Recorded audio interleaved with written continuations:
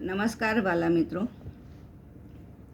આજના વિડીયોમાં આપણે વાત કરીશું કમૂરતા વિશે. તો શું તમે જાણો છો કે વર્ષમાં 2 વખત કમૂરતા આવે છે? તો ધનારક કમૂરતા વિશે તો આપણે બધા જાણીએ જ છીએ, પણ આ કમૂરતા મીનારક કમૂરતા જે શરૂ થશે 14 માર્ચ અને શનિવારથી તો પૂરા થશે 14 એપ્રિલે. તો આને મીનારક કેમ કહેવામાં આવે છે? તો કહેવામાં આવે છે કે સૂર્ય આપણી 12 રાશિ છે, તો સૂર્ય દરેક રાશિમાં એક એક મહિનો રહે છે. તો આ વખતે એ મીન રાશિમાં 1 મહિનો રહેશે, અને જે રાશિ પરિવર્તનનો ટાઈમ છે એને સંક્રાંતિ કહેવામાં આવે છે, કે એક રાશિ છોડીને બીજી રાશિમાં સૂર્ય જાય એને સંક્રાંતિનો દિવસ કહેવામાં આવે છે.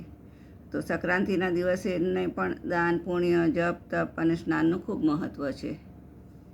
એવી જ રીતે કહેવામાં આવે છે કે મીનારક કમૂરતા એટલે મીનારક કમૂરતામાં શુભ કાર્યો નથી થતા, અને આ રાશિ મીન રાશિ તો કે ગુરુની રાશિ છે, એમ જળ તત્વની રાશિ છે અને દેવગુરુની રાશિ છે એમ.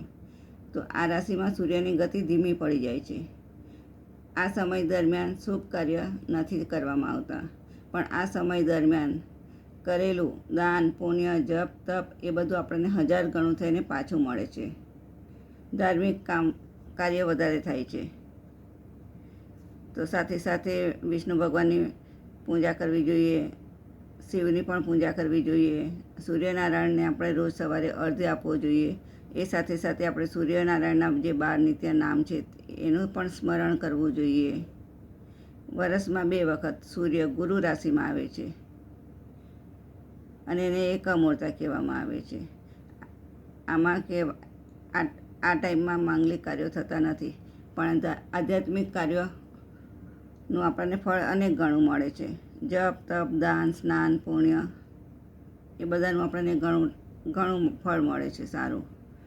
તો આ વખતે શરૂ થાય છે 14 માર્ચ શનિવાર અને પૂરા થશે 14 એપ્રિલે.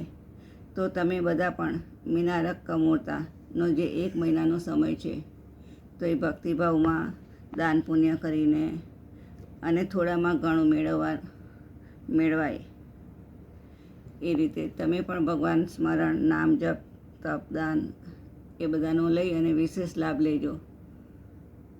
જય શ્રી કૃષ્ણ. હર હર મહાદેવ. જો મારો વિડીયો ગમ્યો હોય તો લાઈક, શેર, કોમેન્ટ, સબસ્ક્રાઈબ જરૂરથી કરજો, અને કોમેન્ટમાં જય કૃષ્ણ જરૂરથી લખજો.